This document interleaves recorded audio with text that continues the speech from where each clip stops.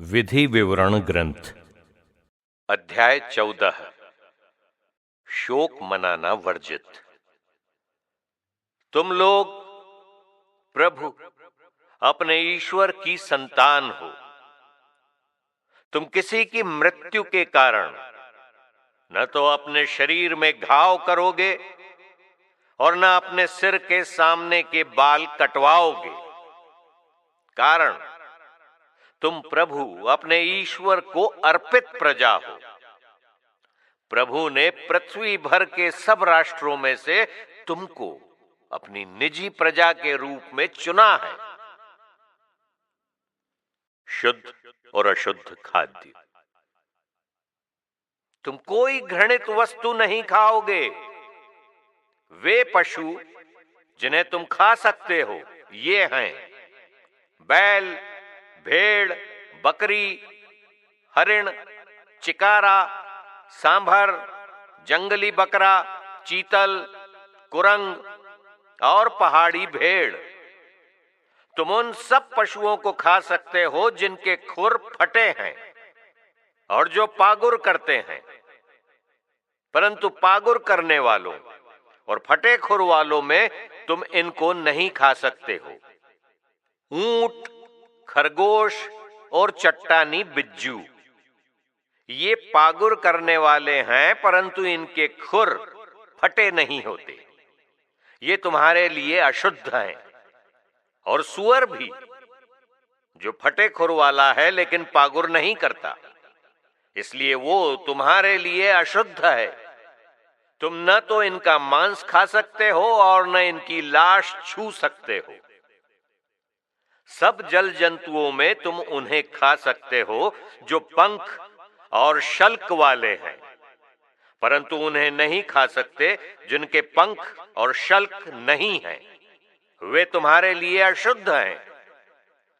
तुम सभी शुद्ध पक्षियों को खा सकते हो।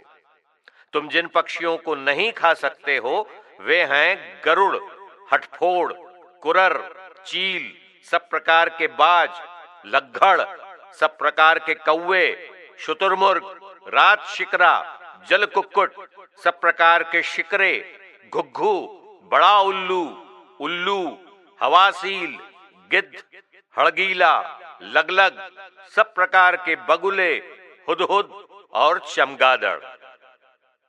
सब प्रकार के पंख वाले छोटे जीव जंतु तुम्हारे लिए अशुद्ध हैं। तुम उन्हें नहीं खा सकते। तुम पंख वाले सभी शुद्ध पक्षियों को खा सकते हो। तुम किसी भी मृत पशु पक्षी को नहीं खा सकते हो। तुम उसे अपने गांव में रहने वाले विदेशी द्वारा खाए जाने के लिए छोड़ सकते हो, या वो किसी परदेशी को बेचा जा सकता है। तुम एक ऐसी जाति के हो जो प्रभु अपने ईश्वर के लिए पवित्र है। तुम किसी मेमने को उसकी मां के दूध में नहीं उबालोगे। दशमांश। तुम प्रतिवर्ष अपनी भूमि में बोए हुए बीज की उपज का दशमांश अलग करोगे।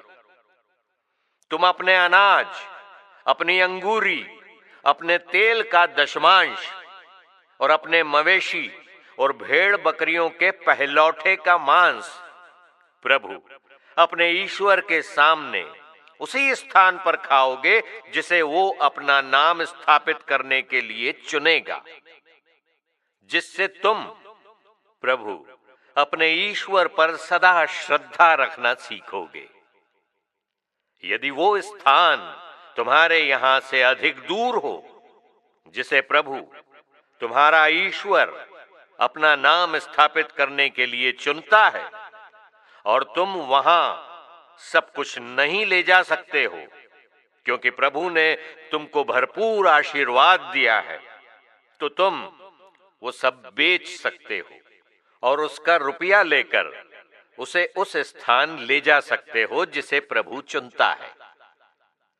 फिर तुम वहां उस रुपए से अपनी इच्छा के अनुसार सब कुछ मोल ले सकते हो, जैसे बछड़े, भेड़ें, अंगूरी, मदिरा या जो वस्तु चाहते हो, तुम वहां प्रभु अपने ईश्वर के सामने अपने परिवार के साथ आनंद मनाते हुए भोजन कर सकते हो। उस समय अपने नगरों में रहने वाले लेवियों को मत भुलाओ, क्योंकि लेवियों को तुम्हारी तरह अपनी भूमि और दाय भाग नहीं है।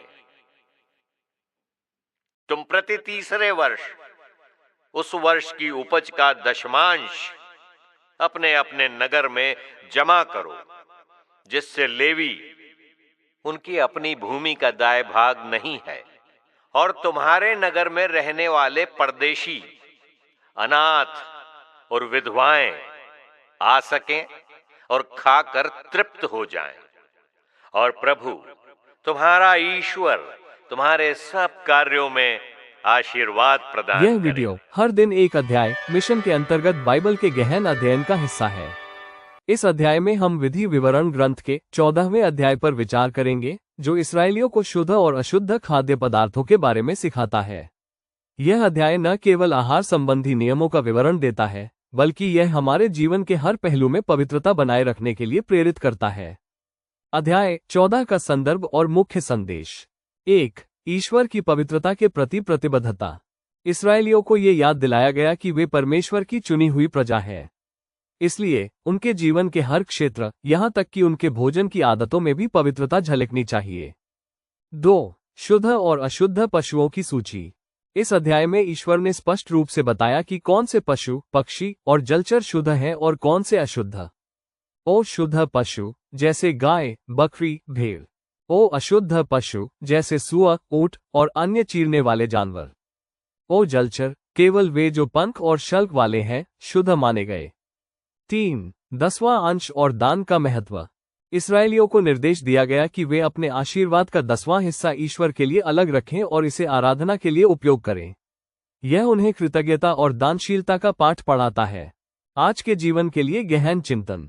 1. पवित्रता का महत्व। यह अध्याय हमें याद दिलाता है कि ईश्वर ने हमें अपनी पवित्र प्रजा के रूप में चुना है, इसलिए हमारे आचरण, आदतों और जीवन शैली में ये पवित्रता झलकनी चाहिए। 2. आहार और स्वास्थ्य। आज के समय में यह अध्याय हमें सिखाता है कि हमें अपने स्वास्थ्य के प्रति सतर्क रहना चाहिए और केवल वही खाना चाहिए जो हमारे शरीर और आत्मा के लिए अच्छा हो। 3. आध्यात्मिक अनुशासन। भोजन केवल शरीर की जरूरत नहीं है, बल्कि यह आत्मा के अनुशासन का भी प्रतीक है। यह हमें सिखाता है कि हमें अपनी इच्छाओं पर नियंत्रण रखना चाहिए और ईश्वर की इच्छा के अनुसार जीवन जीना चाहिए। 4. कृतज्ञता और दानशीलता। परमेश्वर ने हमें जो कुछ भी दिया है, उसका एक हिस्सा उनकी महिमा और दूसरों की भलाई के लिए समर्पित करना चाहिए।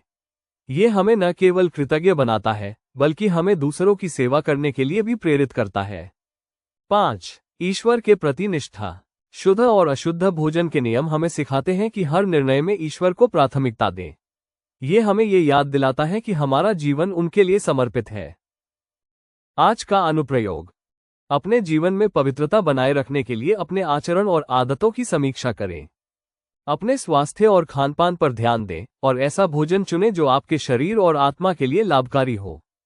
अपने आशीर्वादों का एक हिस्सा दूसरों की सेवा और ईश्वर की महिमा के लिए समर्पित करें।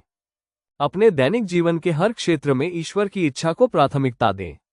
अपने परिवार और समुदाय के साथ इस अध्याय के संदेश को साझा करें और उन्हें पवित्रता और कृतज्ञता का महत्व समझाएं। हर दिन एक अध्याय मिशन। हमारा उद्देश्य है कि बाइबल के प्रत्येक अध्याय को गहराई से समझा जाए और इसे हमारे दैनिक जीवन में लागू किया जाए। हर दिन एक अध्याय मिशन के माध्यम से हम आपको ईश्वर के वचनों को समझने और उनके निर्देशों का पालन करने के लिए प्रेरित करते हैं। आइए इस यात्रा में हमारे साथ जुड़े और अपने जीवन को ईश्वर के आशीर्वादों से भरें।